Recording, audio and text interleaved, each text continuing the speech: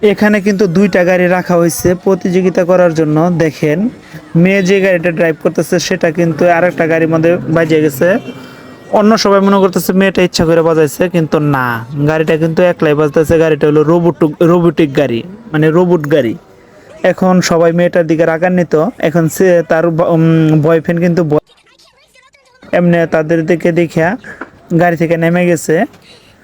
এখন মেয়েটা কিন্তু একাই অনেক সাহস নিয়ে বসে আছে। মেয়েটা কিন্তু ভাবতেছে যে মেয়েটার উপর কোনো আক্রমণ চলতে পারে, কিন্তু না, গাড়িটা কিন্তু অটো গিয়ার নিচ্ছে। দেখেন আপনারা, মেয়েটা কিন্তু জিতে যাবে অলরেডি। হ্যাঁ, এই যে গাড়ি অটো স্পিডে যাওয়া শুরু করছে। আপনারা দেখতে থাকুন শেষ পর্যন্ত কি হয়।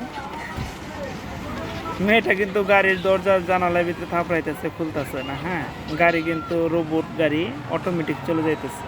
আপনারা দেখতে থাকুন শেষ পর্যন্ত কি হয়।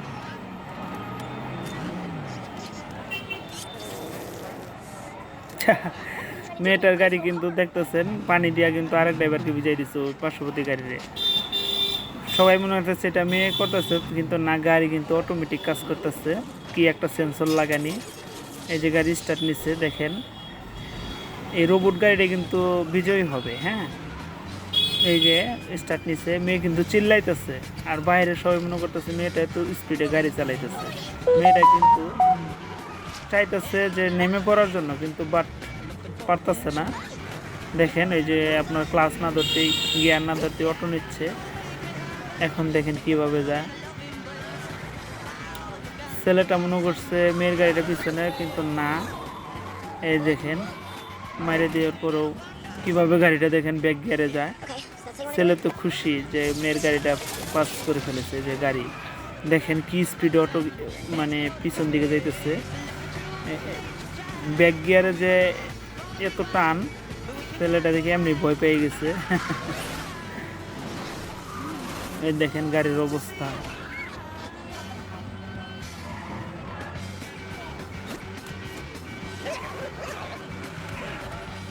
আপনারা দেখতেই থাকুন শেষ পর্যন্ত কি হয়।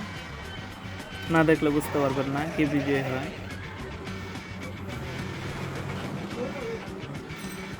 এরকম ড্রাইভ করতে অনেক প্রতিভা লাগে, প্রতিভা ছাড়া হয় না।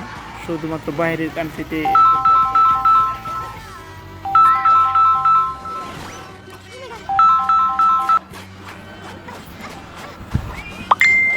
একমাত্র বাইরের কান্ট্রি দ্বারা সম্ভব এভাবে ড্রাইভ করা।